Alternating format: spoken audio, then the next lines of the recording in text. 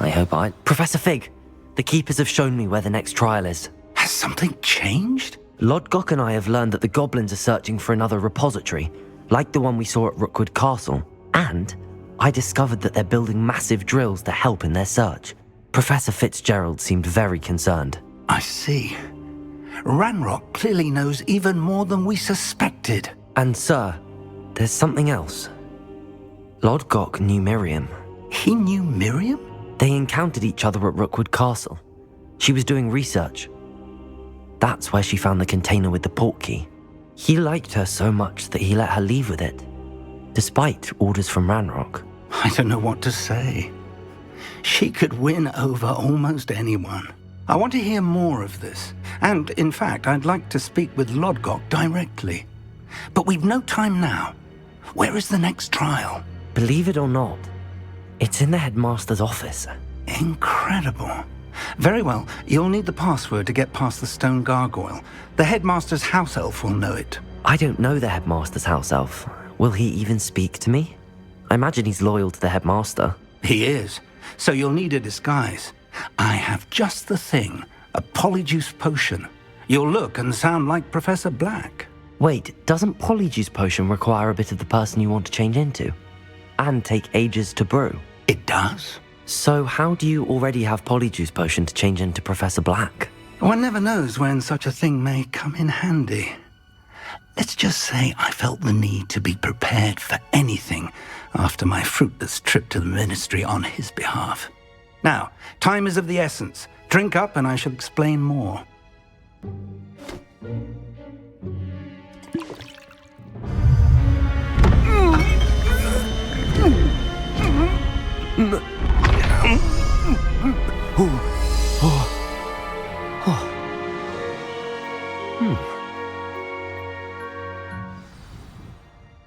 How do you feel? Incredible. I won't forget that taste anytime soon. How do I sound? Convincing. I've taken the liberty of transfiguring your robes.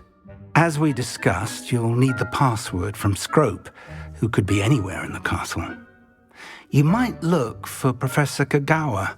She's taken to badgering the poor elf about Quidditch in the hopes that he can convince Black to change his mind. Thus far, unsuccessfully. I see.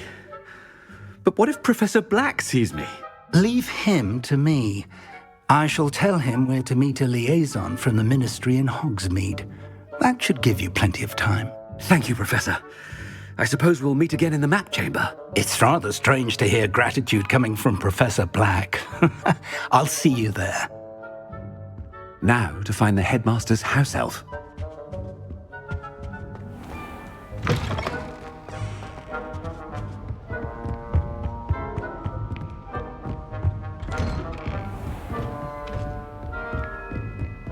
Do you have a moment, Professor? Professor, I was hoping to catch you. Places to be, Professor Sharp. Places to be. Of course, sir. Only... you'd asked me about a particular potion, and I did?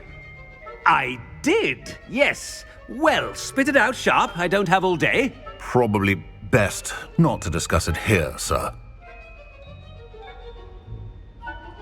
I assure you, Sharp, you may speak freely. Very well. I've brewed the cure for boils you wanted. I can drop it by your office when it's convenient. Of course, yes. No need for all the cloak and dagger. Simply have a student deliver it. A student. Very well, sir, if you insist. I do. And thank you, Sharp. I just hope you've brewed enough for all my boils. Now, to determine which student gets this rather unenviable... When I witness what passes for magic in these halls, I simply mourn for the future of the wizarding world. What could the headmaster want?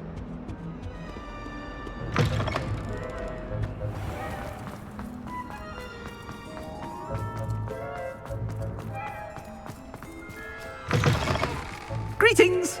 I mean, out of my way, children. Professor Black, how are you, sir? You call that a shine on those boots? Do better! Professor, a word?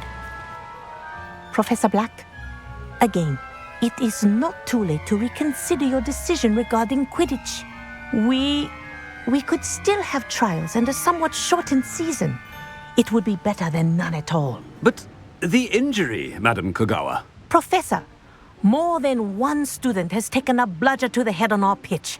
I dare say it knocked some sense into them. And they're fine now.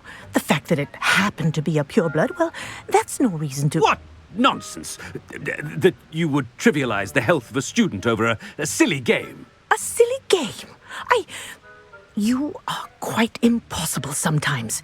Sir, I've a good mind to write to the Department of Magical Games and Sports at the Ministry about you. I should think you'd have better things to do with your time.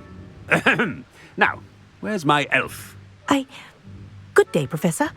And I spotted Scrope in the Great Hall. Seems to be avoiding me. I wonder why.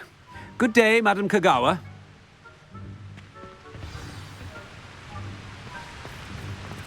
What did we do to deserve him as a... Stand proud, purebloods. The future is yours. Peeves was in a mood. Headmaster, I hope it's not about anything I've been doing.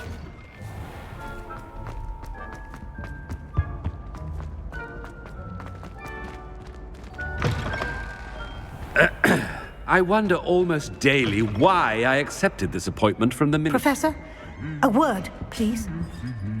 Hello, Professor Black. Ah, Professor Weasley. How delightful to see you. Sir? Since I have you here, I wonder if I might, speak with you about Professor Fig. Oh, very well. I've decided to give him a bit more, leeway with his time. Leeway, Professor? Are you sure that's wise? I confess I do worry for his students. He's rarely here as it is. Well, yes. He's handling some official ministry business for me. I see. But, sir, if I may, I am wary of how much time the new fifth year seems to be spending away from the castle, supposedly on Professor Fig's behalf. I've heard unsettling rumors of their escapades. Everything from sneaking into the Forbidden Forest to confronting Ranrock's loyalists and Rookwood's lot. What? Goodness. You cannot believe everything you hear, Professor. No, you cannot. I mean, I shall keep an eye on Fig. You simply keep doing the wonderful job that you're doing. Simply wonderful. Thank you. But I'm happy to look into... Good. That'll be all, Weasley. I mean, Professor Weasley. Good day. A wonderful job. Leeway for Professor Fig. That ought to give Professor Fig some breathing room. Professor Black is happy with Scrope's performance as his house elf. There's no doubt in Scrope's mind. Scrope!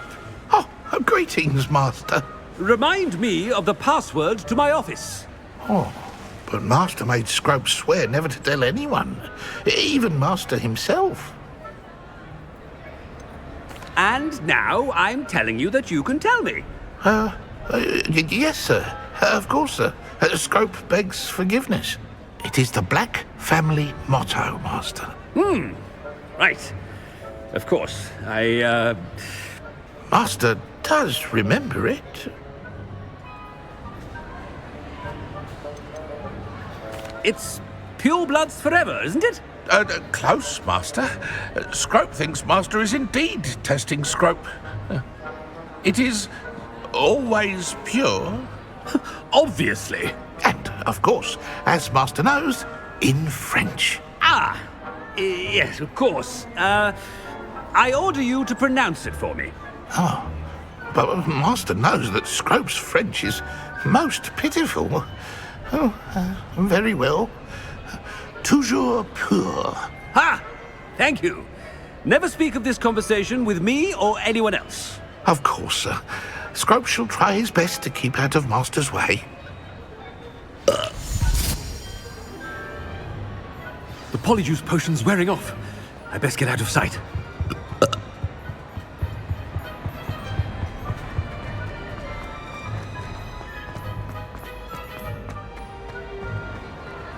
Made it just in time. It's wearing off. Fig was right. I can't believe it worked. Now to speak the password to the gargoyle.